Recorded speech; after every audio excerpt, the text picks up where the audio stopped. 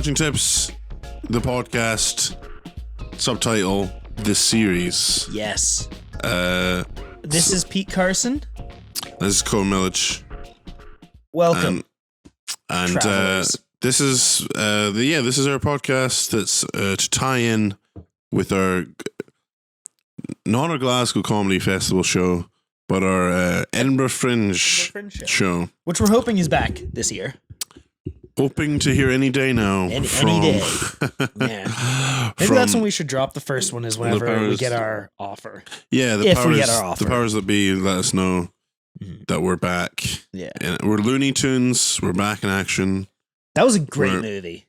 I've only seen it once, but I did have it on DVD. That one holds up. I remember watching that and just being, because in the first third of the movie, they introduced this blonde super spy and she has a ton of gadgets.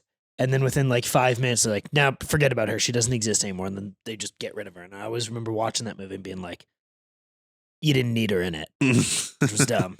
I think it was someone famous too.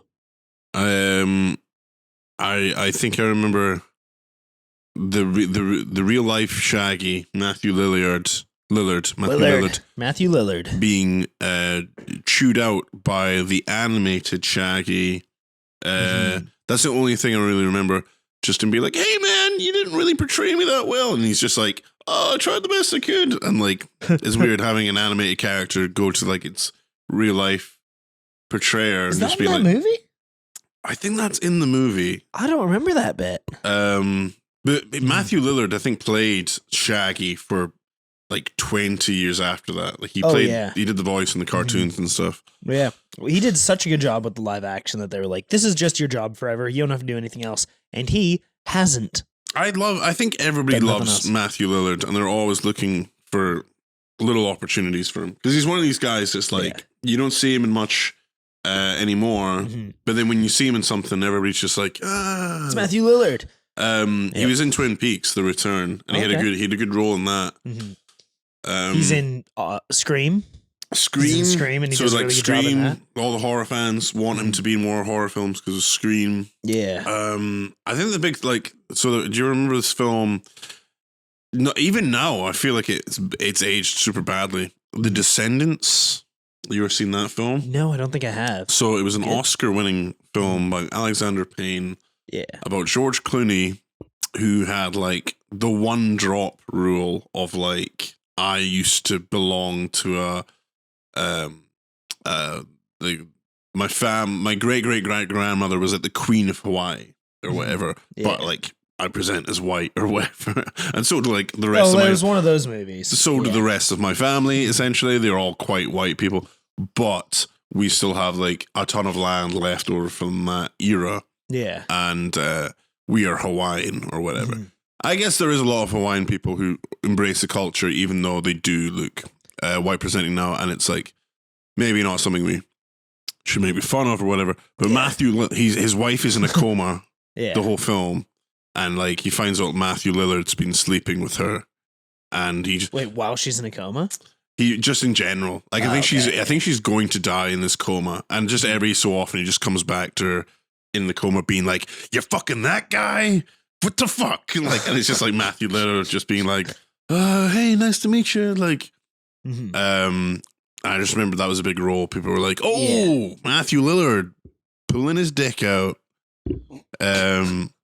Jesus Christ. I haven't seen that. The Descendants. So it got an Oscar. So Jim Rash, Nat Faxon, and Alexander Payne, they wrote that film. They won an Oscar for it. And I remember it being a big deal for a lot of people, because people were like, Jim Rash is on Community.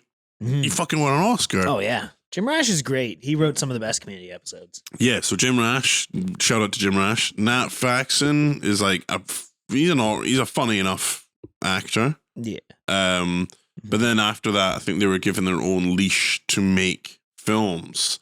And they only made one film that I can remember seeing, and it was everybody was massively disappointed. It was a teenage comedy where this kid's stepdad was Steve Carell, and he was just a mean stepdad. It was a weird film. It was Sam Rockwell was this kid's love Sam Rockwell. Great he was actor. The kid's father figure or like the cool guy mentor. But it was like, I feel like a film people were like, this sucks. This is not fun. Yeah. There's what's it called? Have you ever heard of The Book of Henry? Bizarre. Another film that's like Yeah. a drop off. So that was Colin Trevorrow, the guy who did Jurassic World, right? Yeah, which Jurassic World fucking sucks. So I never saw it. It's not good. It's not good. And the follow-ups, the second Jurassic World and the third Jurassic World, are some of the worst movies I've ever seen. The second one in particular, but they're fucking terrible. But The Book of Henry is such a weird thing because if I was to just tell you the premise, you'd be like, "That's a super cool premise." But then you watch the movie and you go, "That movie sucked. That was really terrible." I think I saw like I've seen it because there used to be a podcast called "How Did This Get Made?" It's still on probably. And they talked about two kids films that I think I had on a service called Now TV, which I don't have anymore, but it was like Sky Movies essentially. And one was called The Odd Life of Timothy Green, which is a Disney film. It's fucking terrible. And it's got an early Lin-Manuel Miranda appearance as like I think a horticulturist. And then the other kids film was The Book of Henry, which is like one of these so bad that it's good films. But it's not. It's not that good. Oh, it's not good at all. And the relationships in it are very bizarre. And but I saw a thing where it was like somebody re-edited the trailer to kind of give it the tone of like a Wes Anderson film. And they were like, if it had been directed by Wes Anderson, this film might have worked. But like it takes itself so seriously when it shouldn't have. What was the plot again? The plot of it is there's this genius kid, and he gets a brain tumor, and he's about to die, and he realizes that one of his classmates is being, this girl is being abused by her stepdad, who is the sheriff of the town that they live in. Who I think is Hank from it's Breaking Bad. Hank from Breaking Bad, yeah. And he's just saying he's not good. He has nothing to work with because he's just playing the like, I'm a bad cop and everyone knows it play. Like it's really fucking bad. But then what happens is this kid dies and no one believes him that that this girl's being abused. So he leaves instructions for his mom to kill the sheriff to save this girl, which it's like an interesting idea. But you think about it for 1 second, you're like, no, just tell people. And also the mom almost goes through with it. Spoiler alert, she doesn't kill this fucker at the end because she's not going to, who listens to a 12-year-old and goes, my 12-year-old is a genius.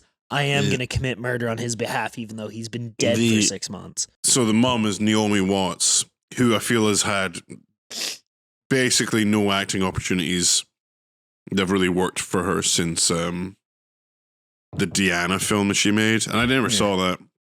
But every film I saw her in recently, I just felt sorry for her. I was just like, oh, fuck, they don't know how to use you. But like he's like taking charge of all the accounts and the finances, and she's like playing video games, and she's like playing Halo and stuff. And like she's never had to be a mother. But there would have been a period of time when this kid was not 12 and he was a little younger, she would have actually had to be a mother to these children. And it's just shown off in like the first scene that she's just like, I'm just like one of the guys. I've never had to really be a mom. I'm always just, because you're the smart kid and I'm the cool, sassy waitress. Well, the other thing in the movie is that this kid is like investing in stocks and has saved her like $500,000 or something, like a life-changing amount of money. But at no point does she need it. They're not broke. She drives a nice car. They live in a big house. She doesn't need money. She has money. And then the whole thing is he's just like, you don't have to worry about money anymore. She wasn't. Like they're just going through life, having a very easy time. Oh yeah, and then his brother's a little bitch the whole time. Because he has a brother, and his brother, I guess the brother spends the entire movie crying about his brother being dead. But grow up, kid. Life sucks. But I guess it's now a movie podcast. It was meant to be all about something else, but it was, these films are terrible. These films are terrible. Go watch them. They're fascinating. But Colin Trevorrow was blocked from directing a lot of things after that film came out. Was he actually? he was meant to direct Star Wars. The reason the last Star Wars film is such a mess is because he was meant to direct it. And then Disney saw The Book of Henry, and they were like, you don't get to direct that anymore. We're handing back the reins to fucking the worst director, J.J. Abrams, who at that point had not really bothered with. That just brings you back to the Star Wars films, to being like, why did they fuck those up so badly? It was like they were trying to give like bits and pieces to everyone. They were like, Colin, we love your Jurassic World films.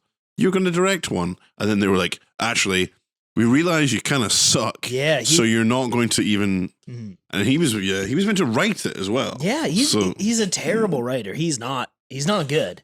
I think also the whole J.J. Abrams thing is wild because, I mean, if you go online, there's a million Star Wars opinions. Of course, Star Wars is massive. But I just find it so funny, like, because I remember seeing all three of the sequel trilogy. The new one, like, yeah. 7, 8, 9. Seeing all three of them in a movie theater, seeing Force Awakens being like, this is dope. Seeing Last Jedi? Yeah. Is that the second one? Which is my favorite one, I think. Yeah, I really like that one. I watched that and I was like, outside of a few scenes, this is fucking dope. That was... So Rian Johnson's probably one of my favorite directors. Yeah, he's so good. And me and my brother went to see that together. And we left the cinema being like, the film is fucking amazing. And then we left and then went on and saw the discourse. And we were like, oh, I did not understand that people would hate that film. I thought it was great.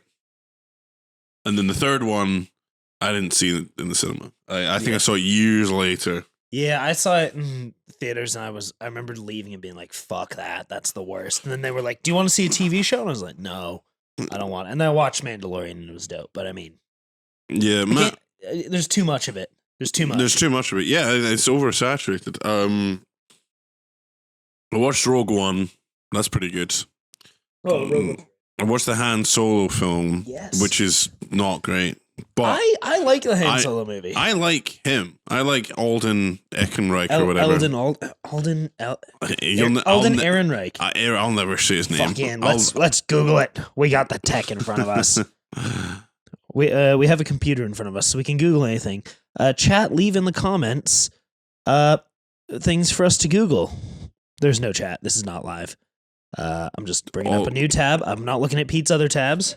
I don't think there's any real porn in there anyway. It's all AI. You make AI porn. It's Alden Ehrenreich. Alden Ehrenreich. So, how much do you know about this guy? So I know he was one of Steven Spielberg's daughter's classmates. Yeah. And I guess he made like a little film for a bar mitzvah. Yeah, and that's how he got famous. Because Spielberg was in the audience, came up and was like, "That's really good." And then he was in what was the one? Hail Caesar. Hail Caesar. Awesome. So that film is great. I remember his scenes being particularly funny. But Hail Caesar is one of these it's one of these Coen Brothers movies that I've only seen once. Yeah. I think about it all the time. Mm-hmm. I could not tell you the plot at all. I don't think there is a plot. It's just walking through Hollywood. Yeah, it's just a dude is like trying to be a fixer. Yeah. Alden is not that great an actor. Mm-hmm. He's good in the film, but Well, he's a cowboy actor. He does westerns, and then they're like, "You're going to be a romantic person." He's like, "I can't do this," and he just doesn't fit in, which is great. So, so there's a 5-year gap between his Solo and this year when he kind of had a what? He was in Oppenheimer as well. Oppenheimer and Cocaine Bear in the same year. That's amazing. I almost said same movie. Imagine if Oppenheimer just in the middle, they're like, "Oh yeah, this bear's on cocaine." They're like, put the nuke away. Yeah, we have to deal with this cocaine bear. Did you see that one? Cocaine Bear. I didn't see it. No, I saw Oppenheimer, and I really liked him in Oppenheimer. Cocaine Bear, I've heard mixed opinions about. I haven't seen it. I will watch it, but I want to be in the right mood, which is very drunk, I think. Let's leave that. I can't think with the pictures of handsome celebrities on the TV. So what's been happening in comedy? What's been happening in your life, Cobin? Any? any achievements, any failures. We don't have to talk about failures. We can talk about failures. I've had a streak of them. Although I would love it. Yeah.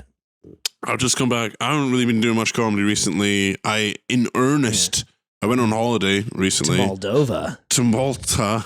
Moldova. You went to a dictatorship. Which apparently I was saying wrong for a long time. I was calling it Malta. I was calling it Malta. Malta. And Daniel Downey had a go at me. It was like, Yeah, you said it very wrong. And I was like, I did not even realize. Oh, yeah, and the entire crowd agreed with Dan on that one. Oh, they roasted me. Well deserved. A fair play, Dan Downey. I listened back to the footage and not the footage. I listened back to the recording and I do say it weird a few times, but then I say it right more than the other times. So, yeah. But no I one tried remembers to. your accomplishments. They remember the failures. I tried to write material when I was over there in bars. I would just hang out in bars, and weed is legal. So I had some weed edibles and I took them, and then I didn't realize how stoned I was. So I was like, oh, I'm getting so much work done. And then I was just like not writing anything. Mm-hmm. After a while, it's just like, I'm stoned in public. Mm-hmm. So that's my main issue at the moment is I really want to write new material, but I feel like I need to get out of the house to do it and force myself to do it. So, and it's not nice to go to the house in February. Yeah, it's getting nicer. It's getting nicer. Today was a nice day. I walked to work. Nice. I was cold, but I wasn't complaining. Yeah. What about yourself? What have you been up to? I've done some gigs. Ups and downs. A lot of downs this week. A lot of gigs where I left. The comedy stock market. This section, comedy stock market. Who's up? Who's down? Oh yeah, me. I'm down. I'm down. Fucking horrendous right now.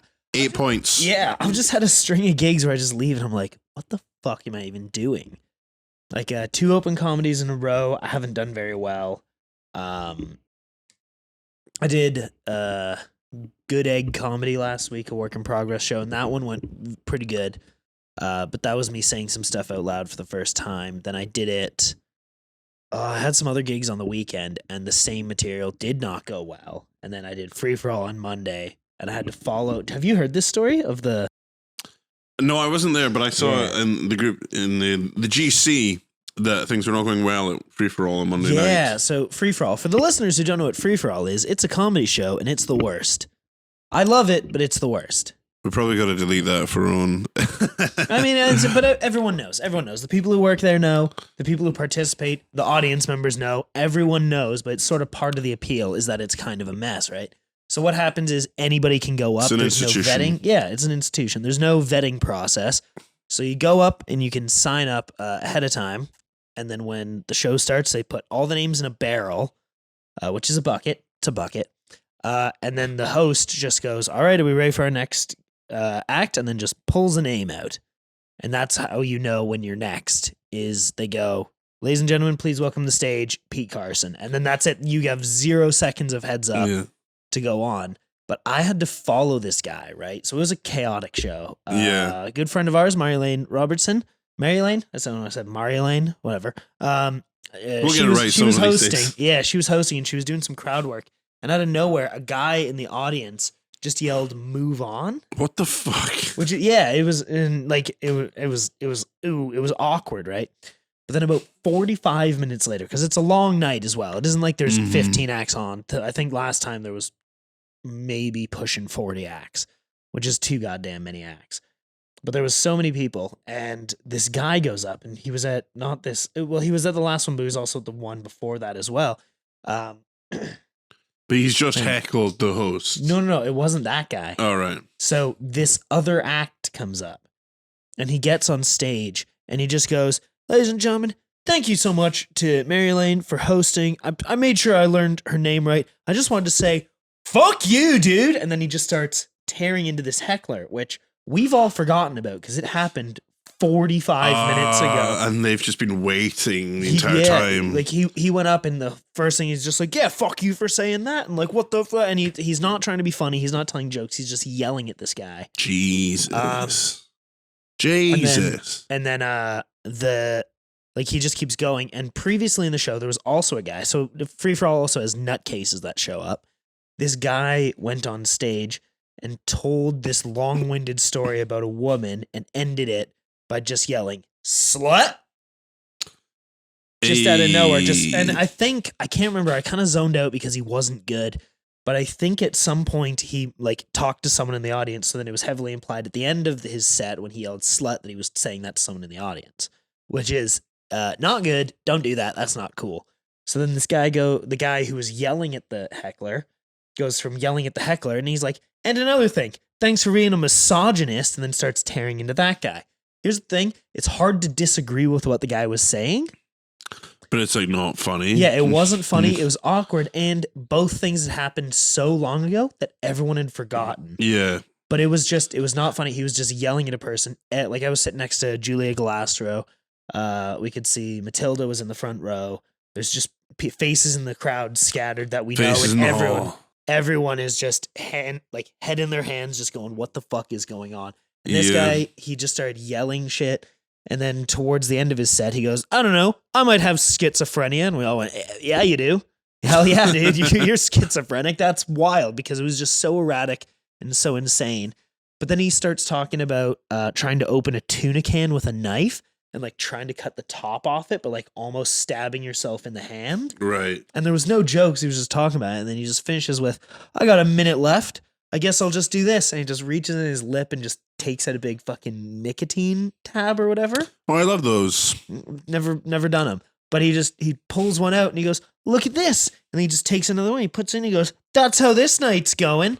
And everyone just staring at him. He goes, "Bye." And then he leaves. He goes off stage. Did you get a name at all? No, I didn't get a name. I did speak to him after, which was we could have thrown this person under the bus. Yeah. So yeah, I feel like that's maybe a bunch of things that they've just been building up and trying to be like a bit like, "Hey, I'm taking the power back. Fuck you for heckling. Fuck you for being misogynist. Mm-hmm. Oh, I don't really have any material, Yeah. so I'll act like I'm too cool for the rest of the show." Yeah. I've heard about people who do that. Rob Flood told me about this guy they had on one of the review shows back when he was running the review, and this guy was like begging to be on the show, and just like would turn up every week to be like, "I'm ready, put me in, coach." Yeah. And as soon as he went on, he just started like slagging everyone off that had been on, and just saying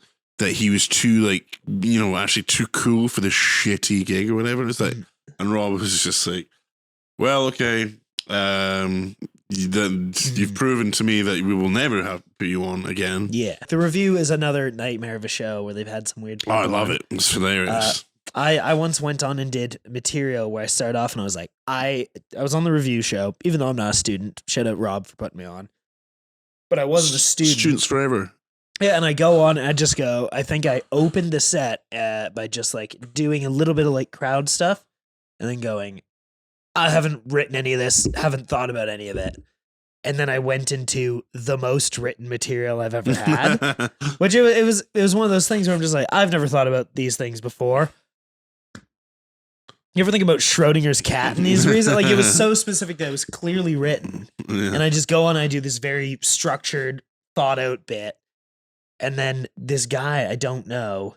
I'm talking about two. The fedora guy is a different guy. But this kid goes on and he's wearing fuzzy mitten gloves.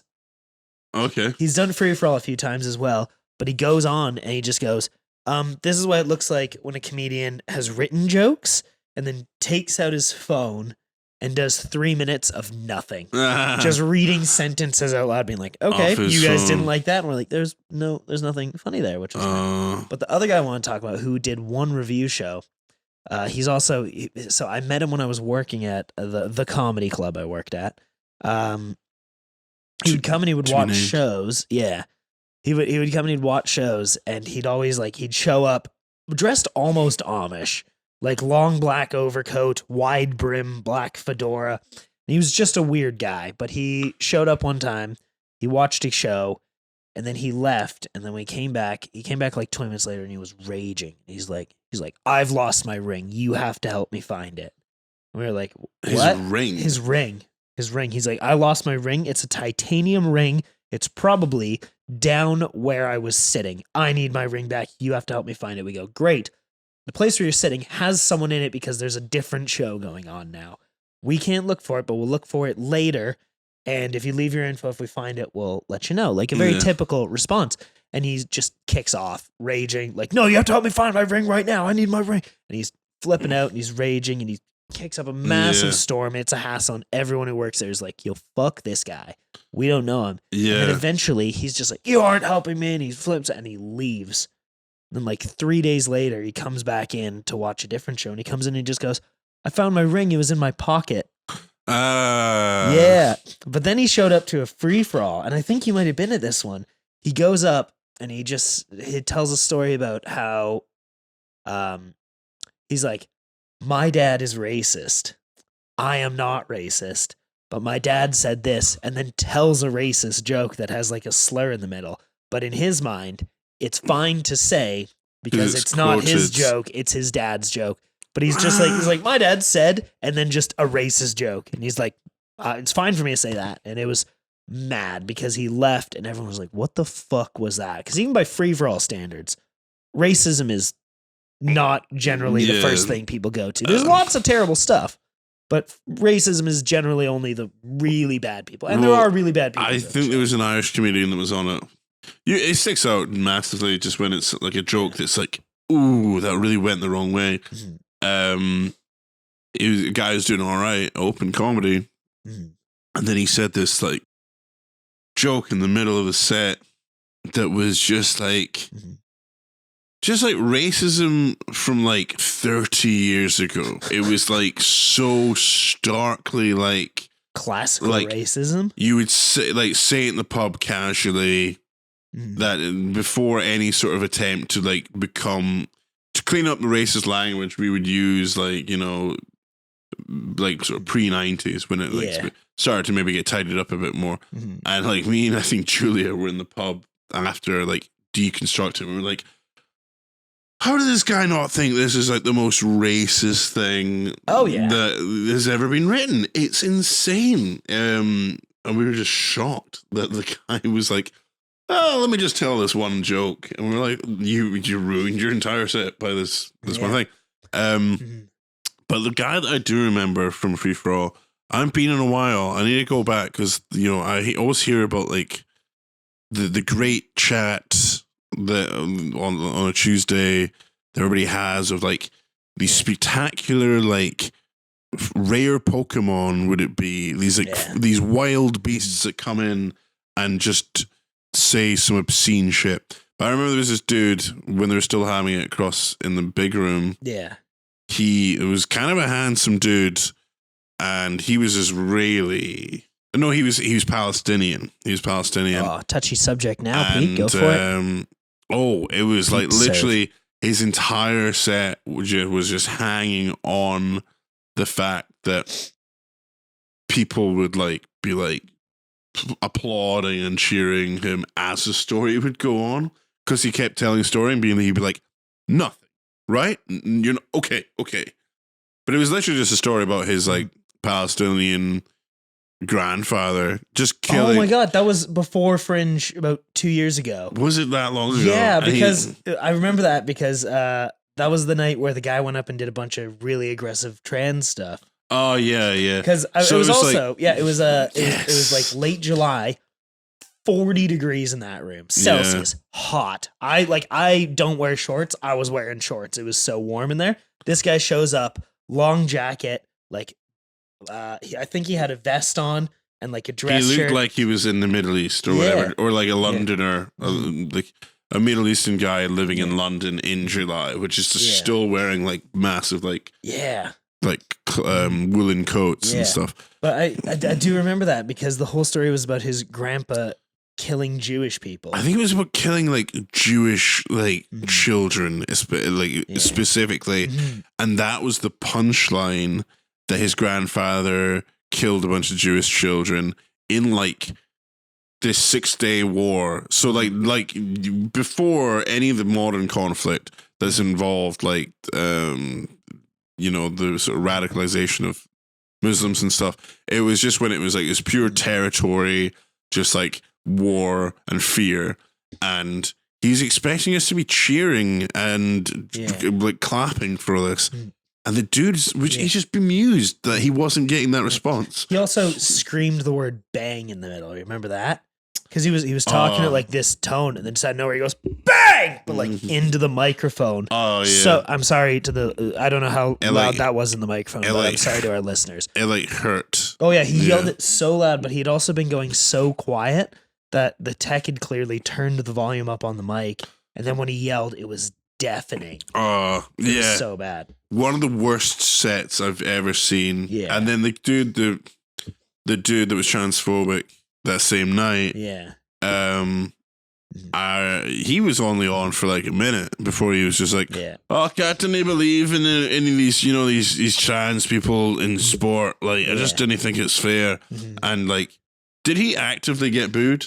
Or so he got booed, but there's a couple things about that which I remember. First, his name was Bill, and that's fucking important, right? Bill. His name was Bill. He was wearing a pink like a collared shirt that just had the Pink Panther all over it. Yeah. But he goes up and he did like 2 minutes of what's up with trans people, and it wasn't funny, and it was awful, and it was really hateful stuff. But after a while, he just goes, "Okay, you guys didn't like that. Let's talk about something else." He's getting booed.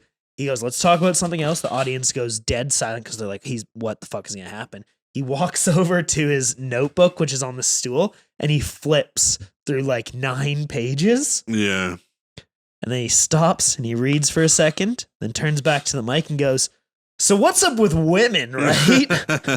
And then they played him off early. They got rid of him. But I remember that being the funniest thing, being like, "Oh, you didn't like that hateful stuff?" Then just clearly being like, "Well, there was 10 pages of it. Let's go to something else." And it was just as bad. Just all hatred. Yeah. Literally everybody was on after him, had a very easy time because they were just making fun of him. Yep. But I remember seeing the guy like outside for a cigarette, and he's just like, "Fair play. Oh, I messed up. Maybe just my views are just, they're not shared by everybody else. And I admit defeat. I didn't do very well." But like, I think the host was Sam Lake, and Sam Lake was still, I think that he came back down after that cigarette. Sam Lake was still just tearing him a new one, just being like, "You fucking shat the bed with that." And his mate is in like the audience being like, "No, wait a minute, because he's fucking sat here and he's taking all this fucking shite from yous, and he fucking deserves a round of applause, actually." I think everyone's like, no. I think they just cut him off and they go straight into the next person or something. Well, do you remember who followed up our good friend Bill? Was our legitimate good friend Dean. So Dean went up and did a very, very good off the cuff. So his joke was, he's just like, "That was weird, but now we understand why they call it an anti-trans bill." Yeah. And that got round of applause. Like it was also like a minute after this guy had gotten off stage. Like Dean had clearly thought of it, but he delivered it so well, so professionally, and it tore the roof off the place. And then he gets off stage. I think Chelsea went on. Did some stuff. She did some shit about him, just riffing. Yeah. And like a good, like the next like 20 minutes of the night was just, because I think Odysseus was on after that. And it was just all the people that this guy hated got to go on after him and just shred him. It was amazing. Like as bad as Free For All is, the amount of good people who go up wins. Yeah. It's just, there's so many people that all I remember I remember all the people who did well. And I think I went up and I was just like, there's a lot of Batman origin stories happening tonight or whatever. Just everybody's very angry. But I think it was mainly talking about Mike Sayers, because Mike was on before me. And he's like, "What do you think of that, Pete?" And I was like, I had just honestly, I was trying to think of my set. I wasn't paying attention. And I was like, "Oh, I'm sorry, Mike. I wasn't listening." And he was just like, "You fucking cunt." And then somebody dropped something next to the stage where I was sat, and they knocked over my pint. Yeah. And it wasn't my fault. I can't remember. It was maybe the bar staff. Yeah. But I can't remember who blamed me for it. And I was just like, "No, it wasn't me, sir." But it was all, it's very eventful. I did miss Free For All. I should go back more. Yeah, Free For All's mad useful. I love it. My friend was asking me about open mics to go to, just in general, and I was like, watch or perform? Just to go along, just watch, I think. And it was like, go to Old Cheeky. maybe go to that next week. I did. Did you do that last night? No, Cheeky. Oh, Cheeky. No, I didn't. I haven't been in ages. I have no motivation these days. Yeah. Because it's so dark. And after I finish work, I'm just like, I want to do other things. Yeah. Yeah. I did Joke Gym. I got to host that. Joke Gym. Because Viv and Julia were both. What the fuck is Joke Gym? So it's Viv. Is it Viv G or Viv G? I've never. Viv, if you're listening, I've never said it out loud before, and I'm so sorry. But it was Viv. I think it's Viv G. Viv G. Viv G. Whichever one. GIF. God. GIF. It's all the same. I think I've called her Viv G before. Yeah. I don't know. Like, I've never said it, but that one was an interesting gig because it was at Leith Depot, and we had 4 audience members, which comics outnumbered the audience. But it was cool because the opening act we got on was Bruce Fumey. Oh, right. Yeah, he's cool. Oh, he's great. He's super nice. He came on. He did 10 minutes at the start. Everyone was supposed to do 10 minutes when there was only 4 audience members. I'm like, everyone do 5 and we're leaving. But yeah. I started off with some crowd work, which was wild. There was 4 audience members. Crowd work. 2 of them were solo. 2 were 2 ladies who were together. And I was like, oh, you 2 came in together. How do you guys know each other? And they're like, well, the one was like, well, we're coworkers. The other one went, oh, we're work wives. We're work wives. The other one's like, we're coworkers. Work wives. Coworkers. Were they both female? Yeah, they're both female. Work wives, gender, same sex work wives. Yeah, that's but beautiful thing. But one of them was like coworkers, and the other one was like work wives, which is weird distinction. But I was like, okay, easy. Then yes, I try not to do this because I don't like it. I think it's boring. But I did the classic host question: what do you do for work? And they went, I can't tell you. Ooh. Legally, we cannot tell you. I was like, MOD type shit. Yeah, well, they eventually told us a little bit, and they're like, we proofread. I was like, what do you proofread? And they're like, that's the thing we can't tell you. And that's cool. But I was like, that was interesting. But I followed up with one of them. I was like, how'd you guys meet? And the one lady went, well, we just met through work. We just told you that. But there's an interesting thing. And it doesn't have to do with work, but I do kind of want to say it. And I was like, okay, go for it. And then she told like a legitimately like 5-minute long story where she's like, yeah, so we have these coworkers and we're all in a group chat and we're all friends, but like we're chatting and some people are kind of weird and some are not. Then just in the middle, she goes, I'm worried that this one is going to get murdered, but then we're just like trying to figure out where. And I was like, hold on a sec. Why is this one going to get murdered? And she goes, well, let's just say I've been Googling knives for the last 2 months, which is the most unhinged thing I've ever heard in my life. But for self-protection. Yeah. She was like, my friend / coworker is going to get murdered. I hope she doesn't get murdered, but just in case, I'm protecting myself.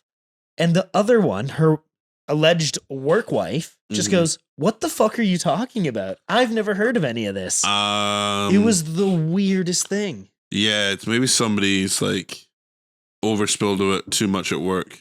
Yeah. And the other person's like, they never told me that. Like kind of, do you have a work wife currently? No. What, are you currently engaged to anybody? Nope. I just hang out at work. I got yelled at over the phone 4 times today not by some women, some guys, all of them. Correct. It's hard to call people and be like, hey, you have to pay me this money, and then be upset when they go, no, I don't want to give you my money. That's a hard thing to have to. Yeah. So yeah, no, I don't. Do you have a work wife? I mean, you work in this room. Yeah, I do not have a work wife. Yeah. Even when I go to the council, I work with like people who've been working there for like 30 years. Yeah.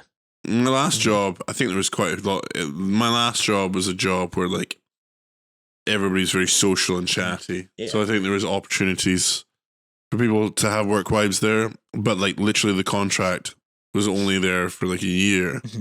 So it was like maybe work girlfriends or work boyfriends. It can only be temporary. It's a very weird dynamic, I feel like, being very friendly with these people at work, and then you just like, you'll never see them outside of work. Yeah. I've not seen anybody I work with. I saw one guy. I was on my way to the airport. I was just like, oh, how are you doing? Got a plane to catch. It was like, that was the extent of my conversation with this guy that I used to work with since I left that job 2 years ago now. Yeah. When I was working as a lifeguard, that would happen is like you'd never really hang out with these people outside of work. Yeah. But you'd walk in, you'd be like, fucking Tony's working? Hell yeah. Hell yeah. Yeah, we had a coworker named Antoine, but we got a new boss and she's like, okay, I need to learn everybody's names. And one of our coworkers, a good friend, Bradley, he just went, oh, this is Antonio. But Antoine is this, he's French. Antoine, like whitest blue, like blonde hair you've ever seen in your life, blue eyes, pale skin. And he went, you get a Spanish name. And our boss was like, okay. Then called him Antonio for like long enough that she's definitely seen his name written down and she just never clocked it. His name is really Antoine. His name is Antoine. We called him Antonio. Yeah. And she, like, there was times when she'd have a clipboard and she'd look down and she'd read Antoine and then say, that says Antonio. Antoine. And we just renamed one of our coworkers. So Antoine is spelled like Antoine, like 9 it's or whatever. Antoine. Yeah. In my head, it was just Antoine, like TOW or whatever. So ANTWON. So Antoine. Growing up, we were friends with a guy called Anthony McIntyre. Yeah. But his nickname was Antoine. And I never really like thought about it or like why he was called that. Just his name is Anthony. Yeah. And I don't know if he liked it or not. He was a musician. He was a really quiet, like soft-spoken guy. He's an amazing singer-songwriter. But I think when he drank, he could get like quite angry. Yeah. He got angry at like my mate's house on New Year just cause there was a Ned there that he didn't like. Yeah. And he just fucking put his head through the wall, like through the drywall, just because he was so angry there was a Ned there that was not invited. And he was just like, fucking hate that guy. He's never invited. Who fucking asked him here? It's kind of I like that. My friend had to cover up the hole with I think it was Muhammad Ali poster. Like one of those posters that was like the third eye type of thing. It moves as you move around the room, like one of those cards. Where they just like watch you. Is it called? Yeah, what's it called? Third eye. What do you describe it? Is it not called a venticular painting? Maybe. Oh, are those like those ones where they like you walk by and they sort of tilt with you, even though they're like the image does? I think the first time I saw it was like a bookmark. Yeah, the image that changes or whatever. Yeah, okay, and if you drag it goes zzz, yeah, okay. But I remember if you drag your nails over it, that's what. It goes zzz. I remember he had 3 of those posters in this wall, just covering up just this fucking huge head. I think when you're younger, you hang out with the people you work with. I used to hang out with all the people I worked with at the Hydro. Mm-hmm. We would always hang out on the weekends, and we would always go to the same parties together, and we'd always wake up hungover and work hungover together. Yeah. And then when you're abroad, I feel like it's the same. Like when I was in Canada, I worked with a lot of people that I would be hanging out with at the bar and stuff. Yeah. But then as you get older, that kind of starts slipping away a little bit. I feel comedy is kind of like that as well. Yeah. Like the comedy, I do have friends that I'll see outside of gigs, but then there'll be people like that I've known for years and years that I will only ever see at gigs. Yeah. I think, well, that's also a weird thing about comedy is there's loads of people where I'm like, these are my friends, and people are like, do you hang out with them outside comedy? I'm like, I don't have to, because all I do is comedy. You do is comedy. So then I see them, that's hanging out. Like that's it. Like I'm trying to hang out with more people outside of comedy. And it like sometimes people really fucking surprise you. You're like talking to someone who you don't really know, and you're like, oh, your sound is fuck. Yeah. And you just get to hang out with them. I think that barrier is a little hard to overcome for some people. I mean, you're a very social guy. If I was to ask somebody, be like, you want to hang out outside of comedy or whatever, sometimes it would be like, what are you doing? Like, what are you? If there's no comedy involved, what are we doing here? Yeah, I mean, the easiest thing is you never go, do you want to hang out? You go, I'm doing this. You want to come along? And you just give them a thing, and you're like, do you want to do this? And they go, no. You're like, okay, that's cool, and you just leave it. Like, yeah, That's it. You don't. I actually put less pressure on it than me. I'm just like, Yeah. do they really like me? Yeah. Do they really like? I don't even know what activities I do outside of comedy. Yeah. Going to fucking see the Mean Girls movie by myself.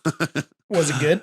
It's fucking great. Back on film. movies. We were away from movies for about half an hour there, Yeah. but we're back. No, but I think that's always a thing that was like. I think when we started this podcast, we were going to try and pencil that down and trying to be like, what are your friends inside of comedy, outside of comedy? And we've recorded more episodes. This will probably be the first one that goes out, I think. We've recorded interviews with some of our friends, and we've asked this question. It was like, so what are your friends like? And they're usually just like, yeah, fine. Yeah. Why are you asking? Like, they get a bit defensive almost. They're a bit like, that's so weird. Well, it's an interesting response to be like, those are my friends. Those are not you. Just like, this Venn diagram does not cross over. Yeah. You know, but I mean, it's fine. I mean, one of our guests, we said, what are your friends like outside of comedy? And he went, I don't have any. I don't know why it's Dan McKenna. He's the one who said that. We're going to release this podcast. You can listen to him say it yourself. But I think you're talking about Showa, who basically also said that. Yeah, but they're friends now. So that well, I mean, they're friends in each other. Yeah. But also, so we called our show Touching Tips with Friends. Yeah. Because A, that's a funny fucking name. And B, we wanted our friends to come on our show. Sure, yeah, we wanted which is great. And also, I'd say last year was a resounding success. We made what, 400 pounds all in after we made our money back, which was the important bit. Well, I think we made way more than that. Did we? Yeah, I remember it was enough that I was like, after all my expenses for food and booze, which I did every night. So splitting. Yeah. Oh, I guess I forget about like the fees that we put in already because we did pay. So about 400 is right. Yeah, 400 up over like the each, fucking though. the posters, the flyers, the fucking Fringe brochure fee. Because we also paid for guys to go put flyers up around the city. Yeah. And then they put them as far away from the venue as you could possibly get. Yeah, I don't know if I trust that brand. I can't remember who they were called even. Paid them like 200 quid to put up 200 posters. Yeah. And the only person who saw them was Michael Welch. He was drinking in a bar. He was drinking just in Leith. He's like, oh, loads of posters in Leith. And I was like, yeah, cool. That's not where I want them to be. Yeah. But I think we learned a lot from our mistakes last year. So like we made a few blunders. My big blunder was I paid for those. They have these big posters that are made out of like corrugated cardboard that's like plastic. Did you get one? I got two. Where were they? That's the thing. They were nowhere close to the venue. So one was up by the Weatherspoons on the Cayley Picture House. One day I went and timed it. The distance from the walking time from the one poster to the venue was a 15-minute walk. I mean, you still see posters in other parts of town that you're like, yeah, I think it's all right. Yeah, like I was seeing loads of posters of people that I knew just at St. Andrew Square, and I was like, it's a good location to see posters at, I suppose. Yeah, if I had the budget, I want to get one of the big ones. How big was it? Probably like 2 and a bit feet, corner to corner. Yeah. So like it was a good size. Like it was probably double the size of a regular like standard poster. So it was big, but it was also nowhere close, and it just blends in. Like I remember walking by and being like, it's cool to see my poster out in public like this. Does anybody this else was see a waste this? of money. Yeah, because I think they were like 40 pounds. Was that with out of hand? Yeah, it was out of hand. Out of hand was good as well. We have to be earlier with out of hand this year to actually get posters up, because last year I think it was the week to go to the Fringe, and we realized they're not going to do. I think they were like, we will do it for you, but it was like £300. Yeah, it was for 100 posters, and we were like, and we also got the posters were the right size, the flyers were not. So that was our fault. We chose to get A5 instead of A6, and which is weird because A6 is smaller. A5. I genuinely am like, that's a good size of thing to hand out. Yeah. And then as soon as we saw other people's A6 flyers, you're like, oh, they're cool. It's kind of like the American Psycho like card like scene or whatever. You're like, oh my god, their flyers printed on this really nice matte paper, and it only cost them like 50 quid for 1,000 or whatever. We paid probably, not too much more, but it was like for fucking just too many. Many. Well, that's the wild thing is Ralph Brown, good friend of ours who go see his show this year because last year he got held up at gunpoint and then no media cared about it. But Ralph Brown, I remember chatting to him before and he was like, the sweet spot is, I think he said it's 3,000 flyers. Yeah, probably right. But you can order 1,000, like 500, 1,000, 2,500, or 5,000. And we were like, well, 2,500 isn't going to be enough. I guess we'll have to order 5,000. And Ralph was fucking bang on because we had, let's say we got 2 boxes, 2,500 each. We cleared out 1 box. We got rid of all of them. And then we barely cracked into the second one, but we cracked into it on like day 25 or something. I can't remember because 1 box was like full to the brim. Yeah. I think that's the box that we didn't clear out. There is another for the solo show. I threw out an open box of flyers, and that killed me. I was like, that sucked so much. Yeah. I mean, it's all learning. Like, I guess we'll get less posters, or we won't get posters. We need to get our own posters for the venues. Yeah, but like, outside of that, I didn't put any up. Well, we made an entire sketch about how much shit we had left over. Yeah. Yeah. And I thought people would message me to be like, hey, I'll take some of it. No one did. Nobody gave a fuck. We had no fans, no draw at that point. No. Which also, another blunder we made, which we will definitely avoid this year, is last year we thought it'd be cool if we put on the back of the flyer the names of everyone who'd be joining us on our show, because we thought, oh, that'd be cool. And maybe artistically, it was a cool design choice. It looked really cool. I'm still so happy with how the posters and the flyers turned out. But the lineup, oh my God, like half of those names dropped out. The first weekend, I think we had, there's maybe one act. The first week we had a 70% dropout rate. First night, I think our friends Charlie and Rosie, they were on the show. Yeah. The rest of the first week was a nightmare. Yeah. We had to just sub in so many people. Yeah. And you just have to be cool with it. You can't hold grudges. You can't be like, whoa, why you can't fucking make the gig now or whatever.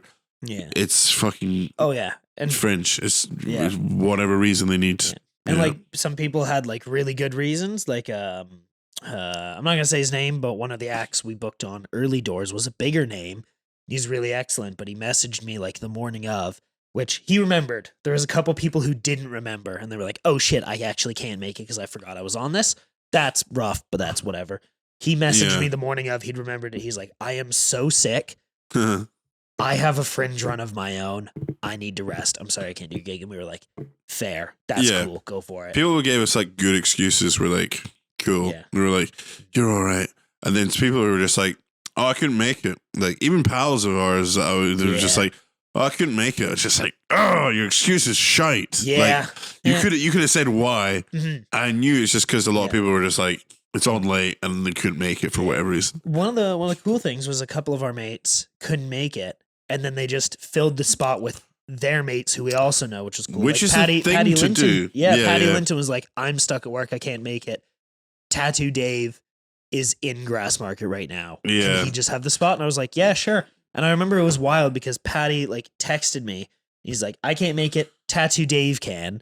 And I like text him. I'm like, yeah, sure. That sounds good. Like send me Tattoo Dave's number and I'll get him on the show. And then I look up and Tattoo Dave is like 2 feet in front of me. He's like, he just appeared out of nowhere. He's like, I can fill in on your show tonight if you need. And I was like, yeah, done. Easy. It was, he appeared like a ghost. Tattoo Dave is great. What a guy. I need to get tattoo from Dave. Yeah. Tattoo Dave. Yeah. He saved her ass. Yeah. A lot of respect for him. So yeah, well, I need to get a tattoo, but I don't know if I want to get it done by a tattoo comedian. There's what, 3 to choose from? Is there? There's ETC, Tattoo Dave. Who else is it? I think that's it. Pretty sure there's somebody else who's not like they don't own their own shop, but they're like a apprentice. Maybe. Probably. I mean, probably loads of comedians do like shitty stick and poke tattoos. Probably Roger Gunn could do us a stick and poke, probably. Or he'd find a guy and make him, hold him up at gunpoint. But this year, so last year we were 10:45 Beehive Inn. This year, cards on the table, audience. We haven't got our offer yet. It should be coming hopefully this week. The guy who does the booking said they're going to be released before the cutoff for early bird registry. Before the early bird registration. Sorry, I burped. There you go. Did it again. But they're going to be released. So we're going to know within like a week. Hopefully we get an earlier time. But more importantly this year, I think we're going to be changing this feels like an announcement, but like we're changing the special announcement. Special announcement. We're changing our format a bit because last year Pete was only doing that show. I was doing a work in progress. This year Pete's doing a show and I'm doing a show. So there's less pressure for us to need to do because the goal last year was one of us hosts, one of us headlines with 20 minutes. I think only a handful of times did either of us have to do a full 20 minutes. In emergencies. Yeah. On weekdays, sometimes you're just like, we've got time. We'll do 20 minutes. Yeah. But so this year, since we're both going to be having full shows, we're going to need to add more people in and we're going to do less as headliners, which I think is cool. I think we should still have a few nights where like we got one bigger name in, which would be cool. But I don't know. Also, Pete, I don't know if this is a thing that you've like thought about over the year, but I have. And it's been really, really concerning to me. What? Is there's been an influx of really good comedians starting up while all of the people we had on last year are still around. So then like this, like I've been just like showing up to gigs, a new person shows up. It's the fourth or fifth time I've seen him. I've just gone, fuck, I really want to have him on our show. But there's no one's disappeared. No one's gone away. There's now way more comedians that we could have. There's more comedians than the ones we could possibly have on the show. Well, maybe in a future episode we'll talk about who's dead to us, who's cancelled. We're going to talk about who we're maybe thinking about booking, and who we're definitely not booking, who we're definitely not booking. Just probably all the people. Just imagine somebody you don't like that does comedy, in Edinburgh.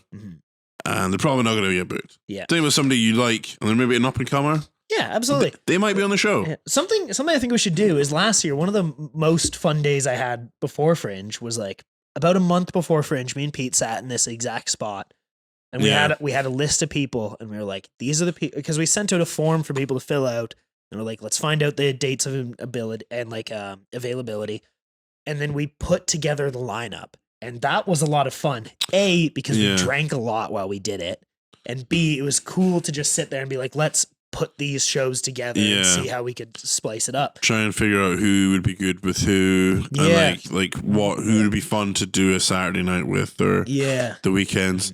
And then we went and played golf in a thunderstorm with Murdo McNamee. With Murdo. Yeah, and, that was a good time. But we should record a podcast while we play golf. We play golf. Fuck it. That's fine. Four. But we should also we should do a podcast while we create the lineups. This podcast, I don't know if you want it to be, but we could aim it to be the most personal. Feels very personal. Yeah. To a lot of people, maybe in that it almost invades people's privacy. Yeah. Without a shadow of a doubt, just like. Yeah. But I feel like I would like a show that we're allowed to shit talk people. Yeah. And we're allowed to commend the people that we're friends with. But even shit talking, we're just like, what was that? It's not mean. It's not shit talking, no. The whole show we're just like, hey, should we have Murdo on with Dom Kyra on this day? Who did we have? We had Murdo, Dom, and Rob Gardner on at the same time.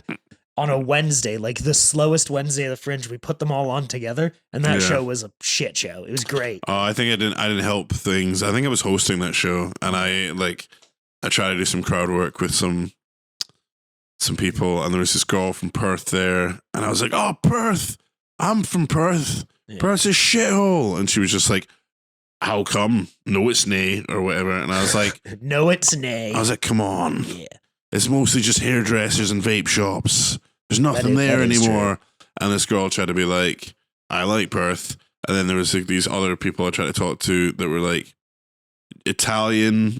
Oh, they didn't speak a word. They didn't speak any English. Yeah. Maybe some Germans there that were just like, we're just here for a couple of days, and then like okay, here's fucking Murdo and like I don't know just the most Scottish people we could find. But it was you know, it was fun to have those guys on. I think we should probably wrap this up soon. But last thing I wanted to ask, because early bird registration is closing soon. You've got some offers for time slots for you. I've got mine, which I've accepted. I'm not. I can announce the time and the place. It doesn't really matter. But I don't have a name yet. Number 2, you've been offered a Fringe spot. I'm with Laughing Horse this year again. Great people. Same room as last year. I'm in the Three Sisters Wee room. Is that a karaoke room? Shut the fuck up. At 6:15 p.m. So I got a better time slot, which makes me happy because last year I just had rugby lads invading the room every 5 minutes. Because rugby was happening and the bathrooms were across the hallway from my room. So 6:15 Wee room. That's where my show is going to be every single day. That's fucking exciting because it was a great room, a lot of fun. This year it's going to be a better show as well, and I'm not going to carry so many props around all the time. No props. It's going to be mainly my propless, going anti-carrot top for this one. Yeah, you haven't decided yet, so there's. Or have you? How decided what? On the venue, because you got 2 offers, but you're waiting on a few more to come in. Oh, I was lying. Oh, were you? What did you think? I thought. Okay, so Pete fucking lied to me. I told Cobin earlier that I had an offer from the Pleasance and an offer from the Gilded Balloon, which is total bullshit. Oh my god, I completely believed you because you can just apply to those places. Oh really? Fuck. Yeah, that's why I didn't even question it. You can just like they have. I don't have the money though. I don't have like the fucking 14 grand it takes to like have a room in the Gilded Balloon. Like, see, I fully thought that's exactly what you did. Is you're like, fuck it, I'm investing in my first show, absolutely and just was like Gilded Balloon, let's go. Okay, so Kathleen's doing Gilded Balloon. Yeah, a lot. That's like great for her, but like. That's like a huge, money sink. I've heard. Yeah, well, Squelch does Gilded now, doesn't he? Did it last year, yeah. Yeah, and I don't know. I didn't speak to anybody with their finances apart from a couple of people. I won't say anything, but they were just saying it's not something you're going to make money back on. Yeah, especially if you're with the big 4, like that's. I respect Daniel Muggleton because he's a touring comic. He sells out the Sydney Opera House. And he comes and does Laughing Horse free Fringe because he's like, it's too expensive otherwise. I'm sticking with a small group. Yeah. But I'm not going to say his name because I don't want to narc on him because of his expenses. But I remember last year, just before Fringe, I was in a green room chatting with this guy, and he was with Underbelly. Underbelly's one of the more expensive ones. And he was telling me, he's like, with the amount of money I've put into this, I could sell out every day and be several grand in the hole. Yeah. And then he didn't. No one does. No one sells out every day. Well, some people do, but not quite everyone. But he was like, I'm losing thousands of pounds, even if it's as successful as it could possibly be, which I don't know how people can afford to do that. But it's just, it seems to be like a karma system. Yeah. You get what you give into it or whatever. Like, yeah.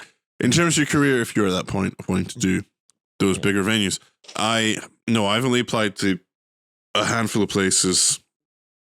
It's funny that we're talking about this. The woman, I met an Irish woman on holiday, and that was all of her chat as well. She was just like, "Yeah, I'm waiting to hear back from Laughing Horse." Yeah.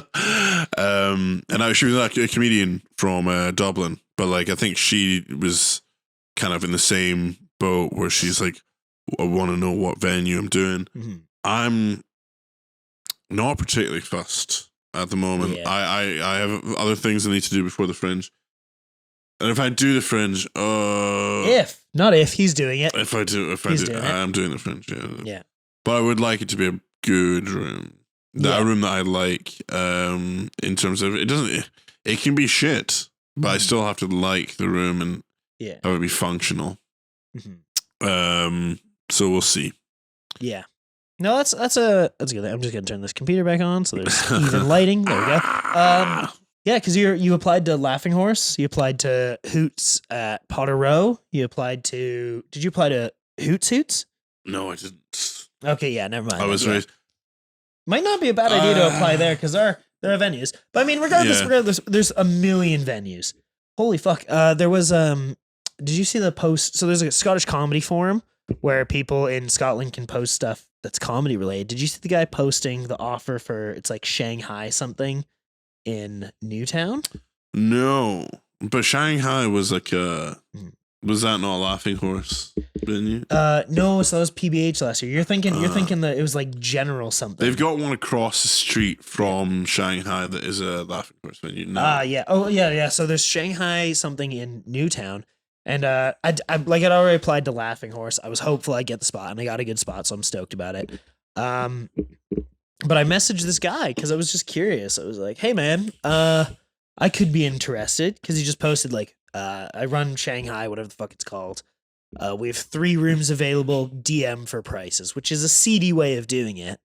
But I was like, "Hey, man, how much is it?" And for like a 60-seat room, which 60 is too much for me, but for a 60-seat room, he's like, "Yeah, that'll be £1,800 for the run." Oof. And I was exhausted when he sent that, and I just messaged back and I was like, "Dude, that's almost as expensive as the big 4 venues. You're insane."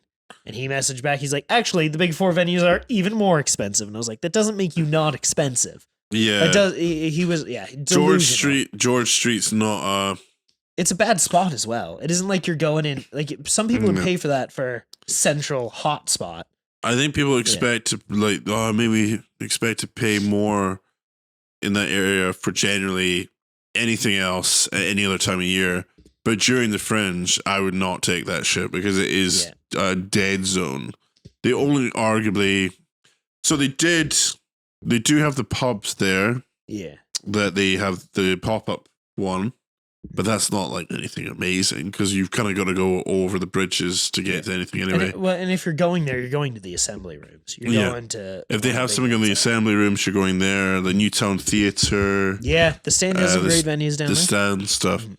The other stuff, I've been to like gigs there where I'm like the only person in the crowd. Like it's like we would go. I worked down there, and we would on our lunch break or whatever. We would go. Well, let's go see a Fringe show. Yeah, and we would often be the only people that would see that show. Yeah.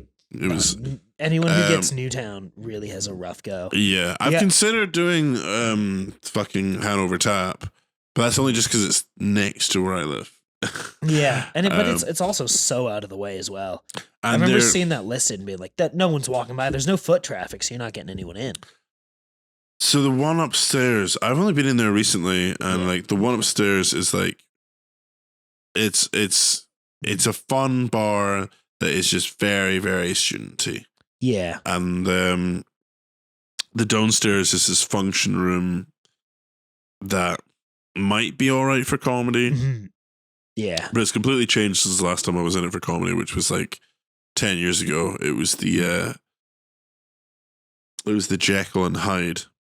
And it was a pub that had one of the worst smelling toilets I've ever been to. Like literally just you couldn't even breathe. It was so bad. Yeah. And that was like not just the men, but the ladies were like, they would come out and be like, it's fucking Hochin or whatever. Mm-hmm.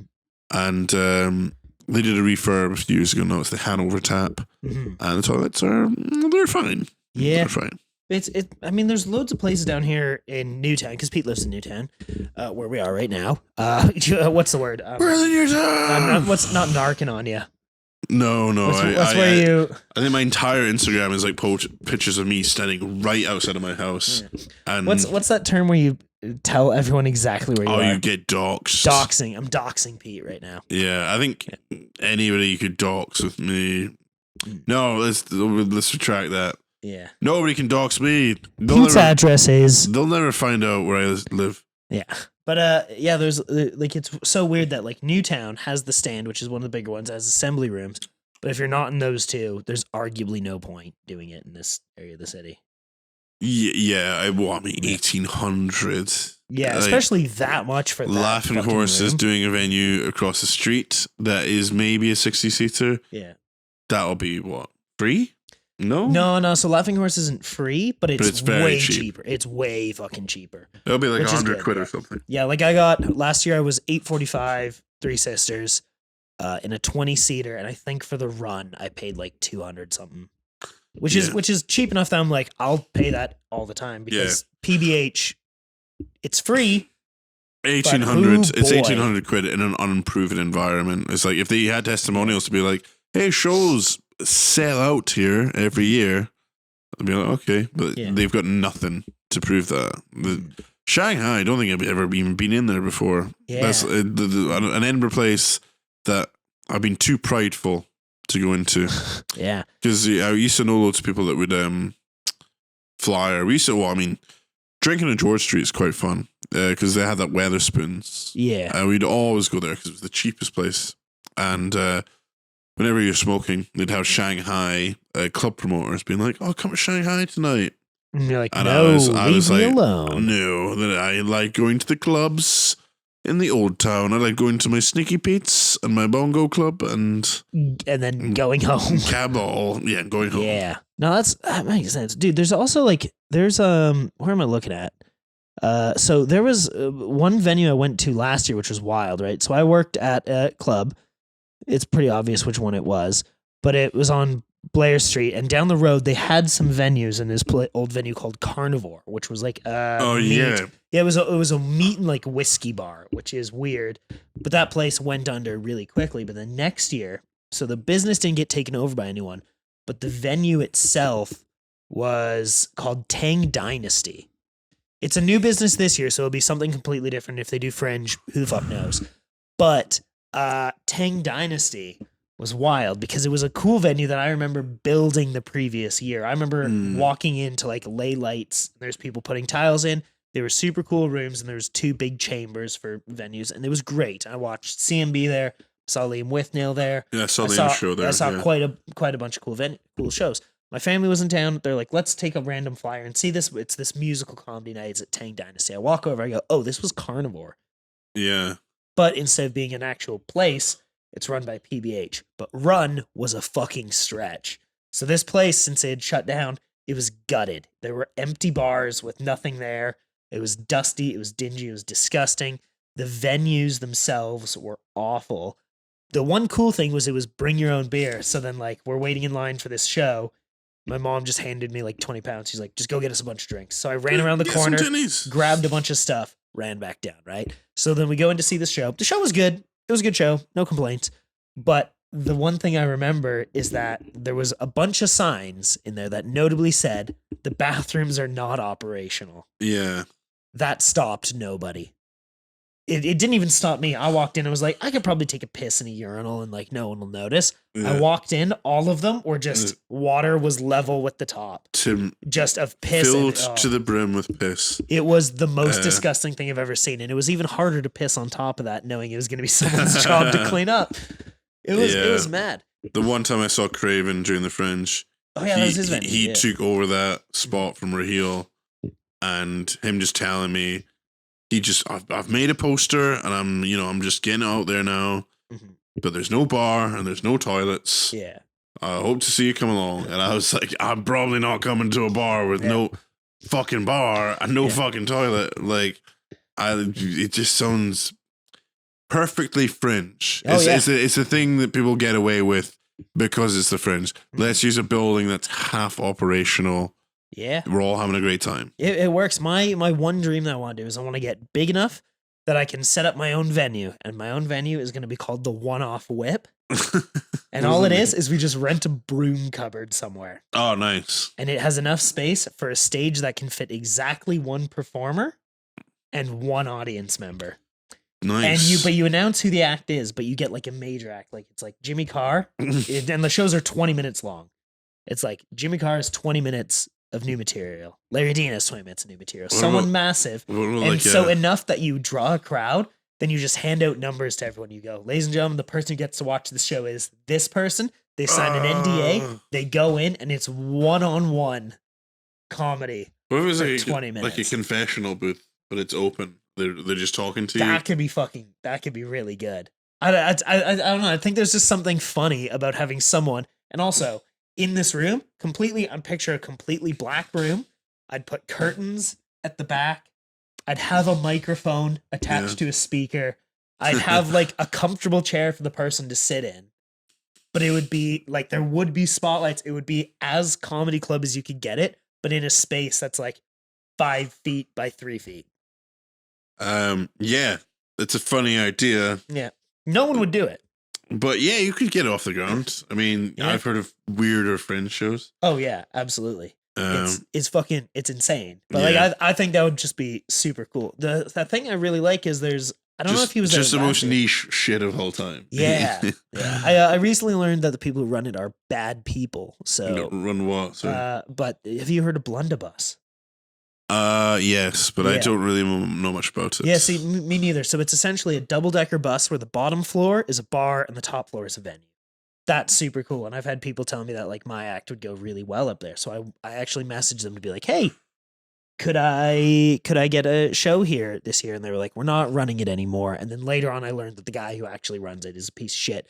But I think that's the most Fringe thing, is just a double-decker bus parked in the corner of Potter Row where the top is just people doing mad shit all day. And there's also windows. They're not blocked out or anything. So during the day, it's just bus in daylight.